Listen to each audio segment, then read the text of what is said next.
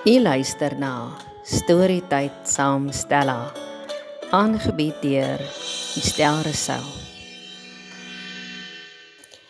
Die laaste lewe van Tim Tom Taljaard, geskryf deur François Verster.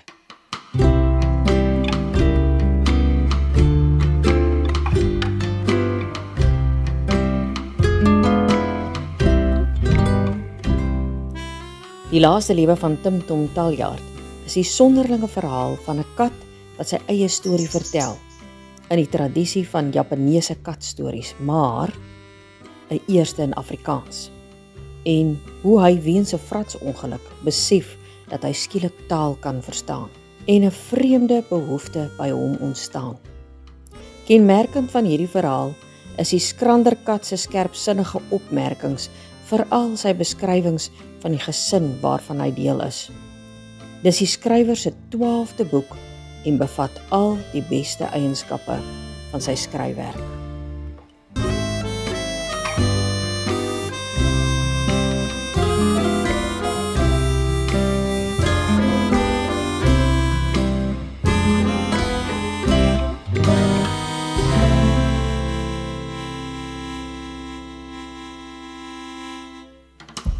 Episode 3.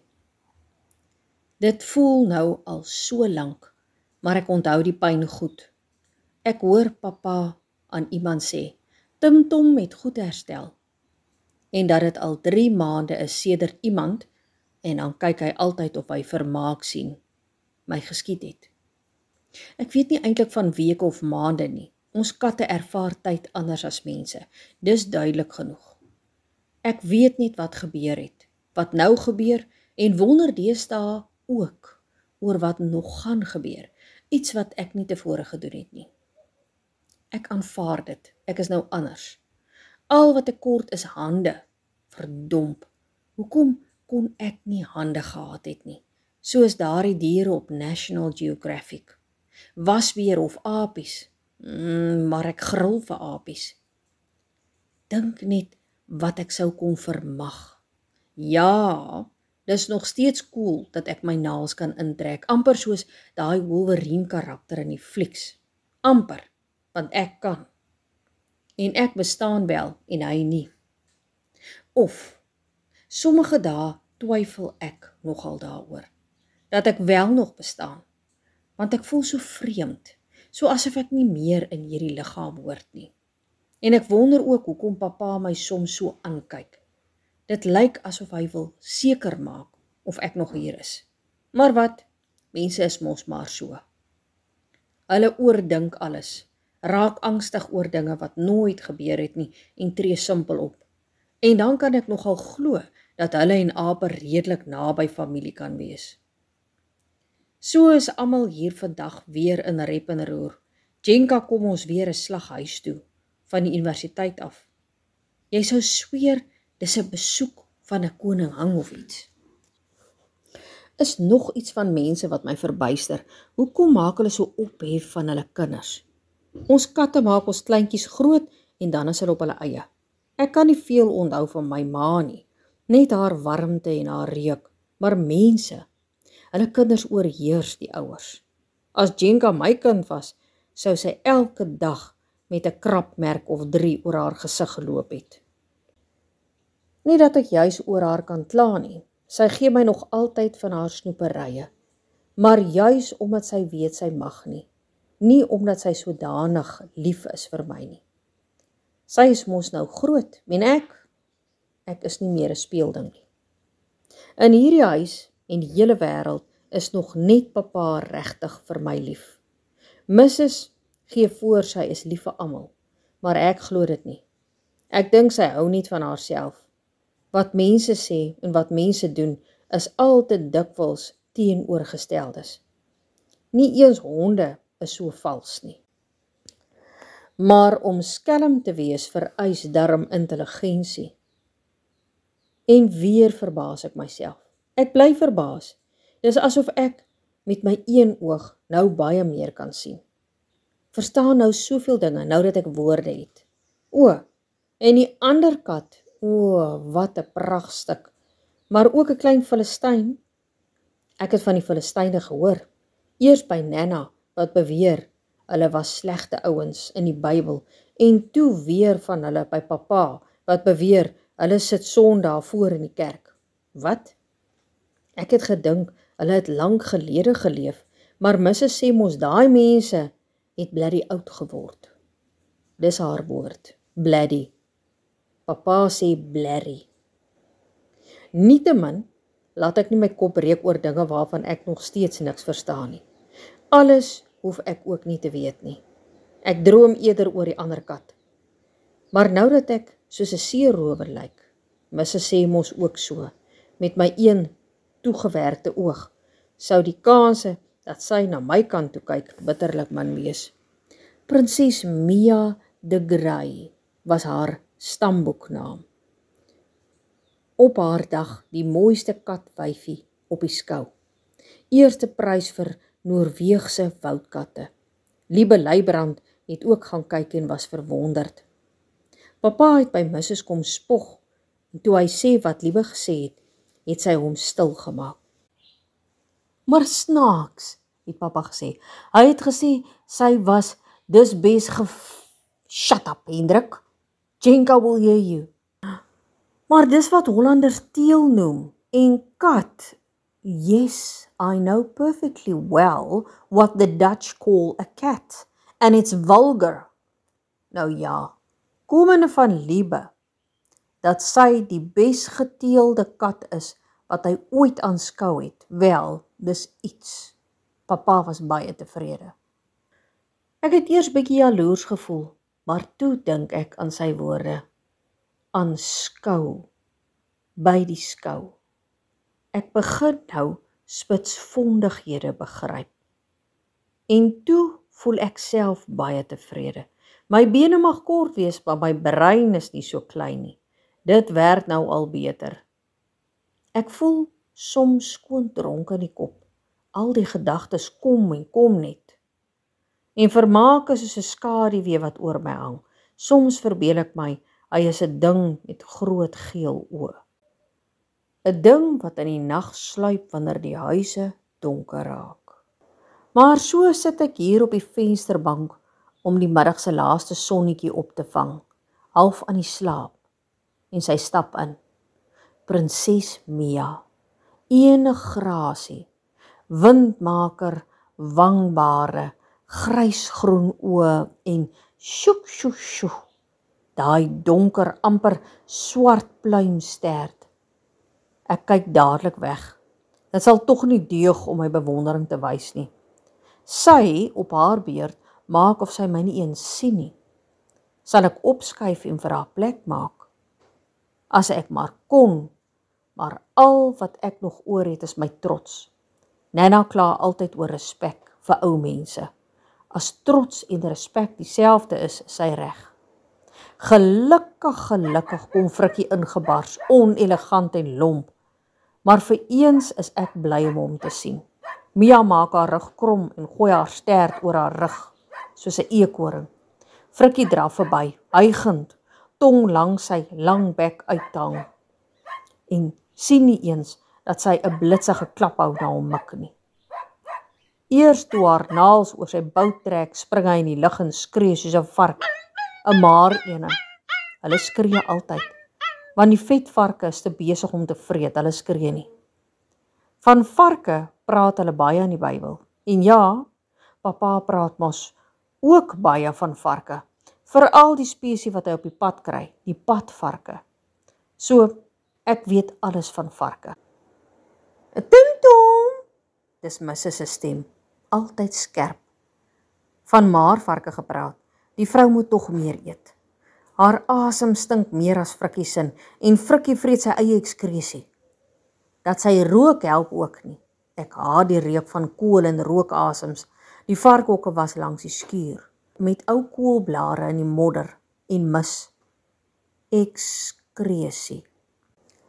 Daar is iets aan daai woord wat net reg klink. Sommige woorde verklaar hulle self.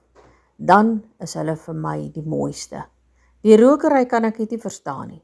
Dis asof sy haarself wil vergas, een suig op 'n keer. En dan hoe sy soos Frikkie wat blaf. en lyk siek. Tim, wat doen jy aan Fritsie? Skree Mrs. My magtig, ek word alweer valslik beskuldig. Ek moet sê, die ironie is geweldig, soos pappa altyd sê. Geweldig, sê ek jou. Pappa het Mia vir Mrs. gekry toe hulle vir mekaar begin oogies maak het, maar sy het hom gesê sy is 'n hondemens. Het hy gedink hy kon haar bekeer, toegegee, hy sou my so kon verlei. Maar Mrs., die arme vrou, is so dof soos oggendmis oor 'n modderige plaasdam, het ek Koos saggies hoor sê. En hy is self dom, so ek glo hom, want hy moet weet. En haar ma, Nana, die skepsel is 'n geval op haar eie. Bot en beneek noem pappa haar. En sy kom ook die naweek hierheen, soos gewoonlik wanneer Jenka kom. Altyd net Jenka. Die student, sies tog. Was haar klere, gee haar kos en aandag, al die aandag. En nou kap Mia vir Frikkie en ek kry die skuld. Wonderlik. Blameer die seerowerkat, nie die hoofvaardige wreedaardige prinses nie. Ek sug maar, draai my kop skuins en maak groot oogies. Korreksie, oog. Mrs. kom ingeslof. Ek het reeds my posisie ingeneem. Sy kyk na Frikkie. Hy lek sy bout. Die prinses lyk bloot verveeld. Met daai lang snorbare wat sy so omkrul en die sagte puntoortjies na voorgedraai, kan niemand haar tog van agterbaksheid beskuldig nie. Ha, nog 'n pragtige woord. Maar wat baks beteken, verstaan ek nie. Ek wens so, ek kon vir iemand vra, enige iemand, selfs vir Nana. Mrs. staan besluiteloos. 'n Vuil kyk na my en sy slof weer weg. Ek en haar majesteit kyk na die vinke wat ywerig nes bou. Frikkie lek sy agterkant. Alles is rustig en normaal, behalwe die gedagtes wat so slangetjies deur my kop seil, al meer en al vinniger. Ek weet nie of ek bekommerd moet wees nie. Dit help tog nie. Ek slaap liewer as ek bang raak. My kop draai sommer as ek na mense kyk, na alles wat hulle doen en praat. Ek voel soos toe ek klein was en Jenka gooi 'n balletjie om te jaag. Heen en weer, tot my bene te swaar word om te loop. Partykeer het ek haarballe opgegooi. En dan los Jenka my en Mrs. laat my alleen in die agterplaas bly. Vir die hele dag. Al waai die wind. Miskien moet ek gaan kyk wat doen pappa. Ja, so gedink. Ek is skaars van die vensterbank af, toe sit sy op my plek. Mrs. kla oor pappa se baie boeke, maar ek dink hier is te veel diere. Die probleem is net, die verkeerde diere word geskiet. Pappa sit by sy tekentafel. Hy het die ding uit die garage uitgedra met baie geskel en gekreun. Nou staan dit langs sy lesenaar. Ek weet ek mag nie op die tekentafel spring nie. Dis een ding wat hy nie duld nie. Ek wil graag sy aandag trek, maar ek bedwing my. Dis nog iets wat ek deesdae nogal goed reg kry. Ek hoor Liebe se stem. Katte en mense is met een ding dieselfde. Hendrik, karakterontwikkeling. Ek sien dit nooit. Jy kan reg wees, het pappa geantwoord. Maar Liebe, jy sê mos altyd alles is relatief. Ook almal se opinie. O ja, dis so. Liebe se kop het op en af gegaan. Knik. Dis die woord. Liebe is 'n knikker. Of hy 'n karakter het, weet ek nie. Insluitend joune. Liebe se lyf het styf geraak en hy was skielik stil. Ek kyk op. Pappa kyk nie af nie. Hy sit vooroor gebuk, gefokus. Dis mos iets wat ek verstaan. Alle katte ken fokus. Jy sien en hoor niks behalwe dalk 'n blikkie wat in die kombuis oopgemaak word nie. Ek kyk rond. Daar is 'n sonkolletjie onder teen die groot boekrak. Op die onderste rak is daar boeke oor katte.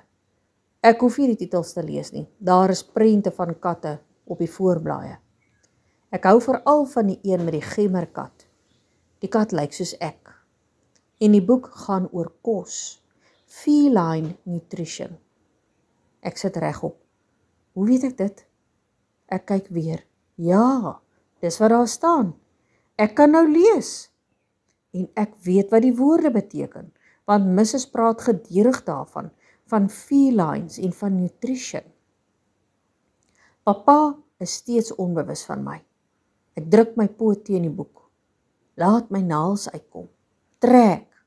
Dit skeur en ek trek vinnig my naels terug. Dit val op die grond. Papa hoor nie.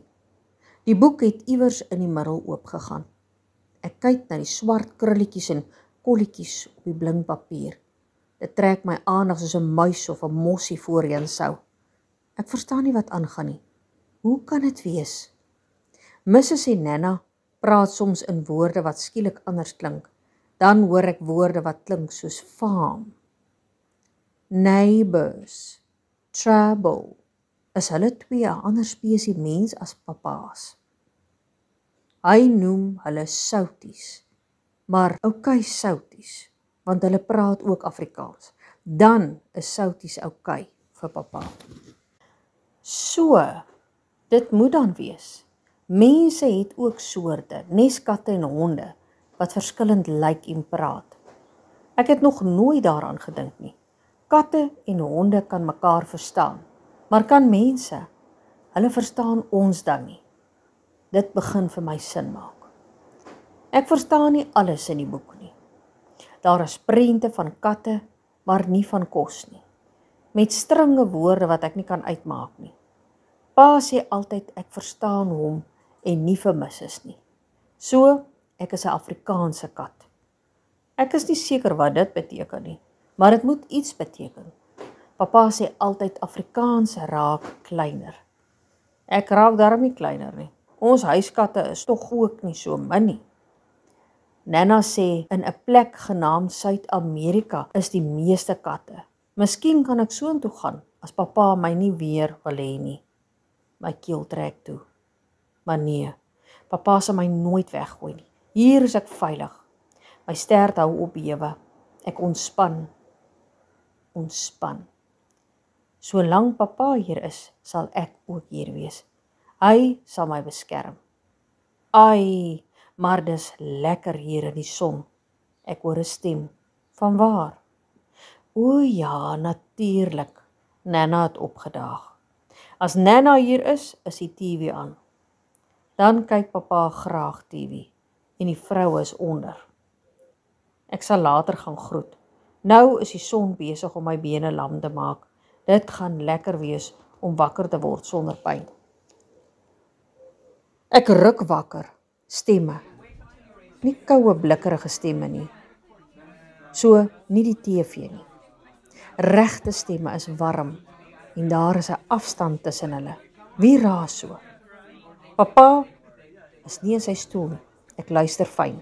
Hulle praat onder in die kamer waar die vuur gemaak word. Binnebraai noem hulle dit. Langs die kombuis waar die kos altyd is. Dis lekker daar as papa en Mrs. alleen daar is. En daar is altyd vleis.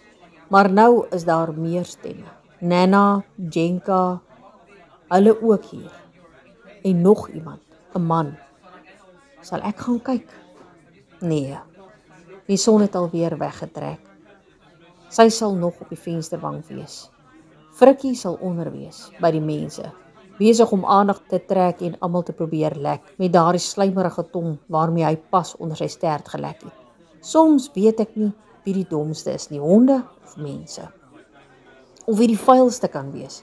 Maar wag, ek het dit ook gedoen, voorheen. Presies, nie weer nie, nooit.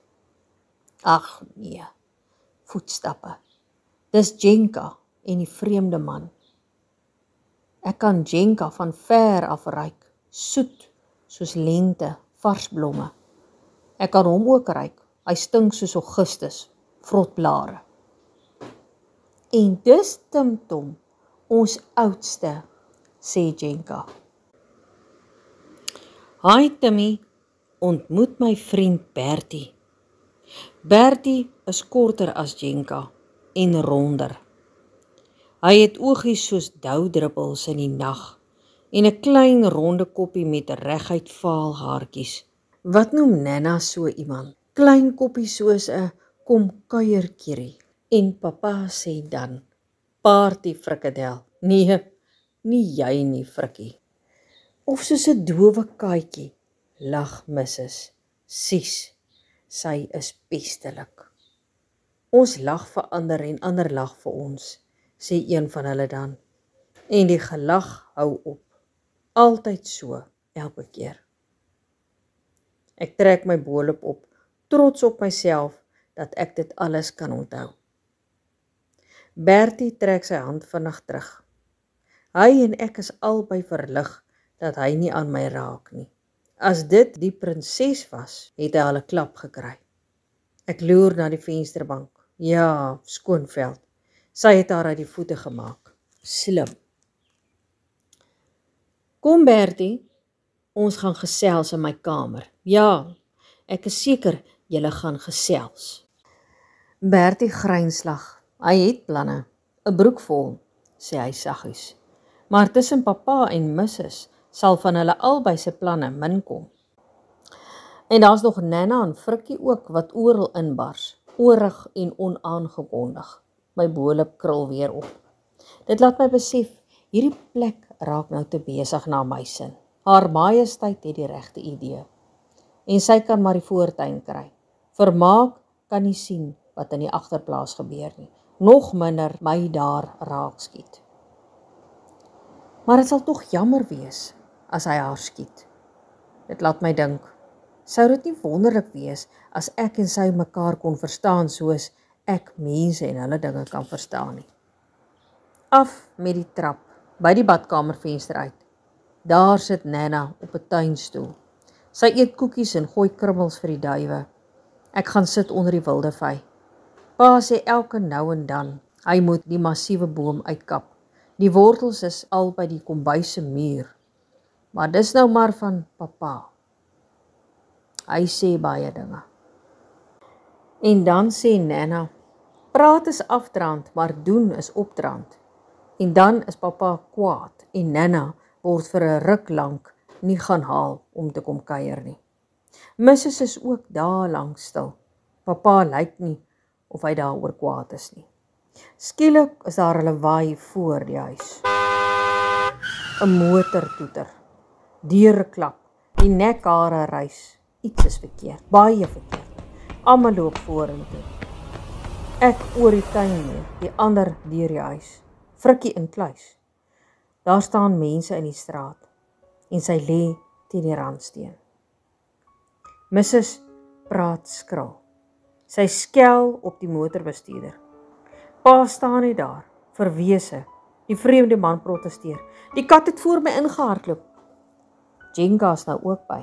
Nana swaai haar kierie. Die man spring in sy motor en jaag weg. Ek sien hoe sy lyk. Haar lyk.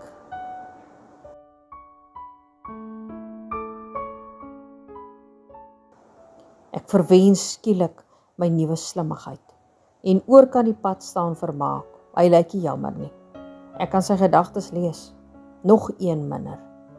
En nou weet ek hoe haat voel. Soos 'n mens dit voel. Vermaak sal jammer wees as hy weet wat ek dink. Papa tel haar op. Sy wange blink. Hy dra haar in.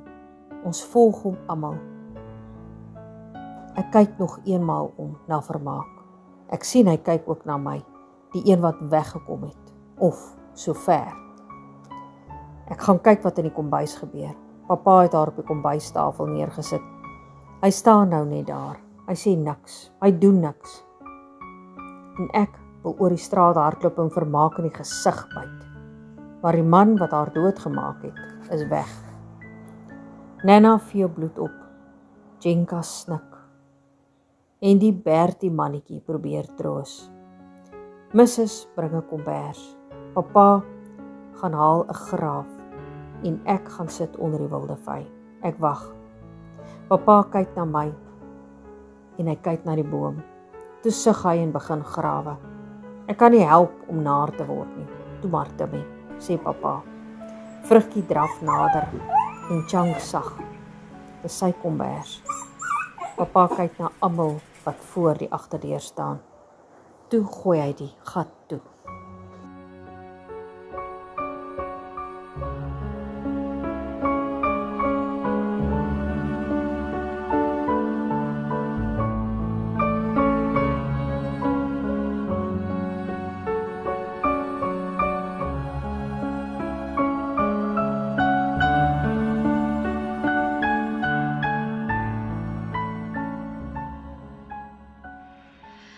Skakel gerus môre weer in vir die volgende episode.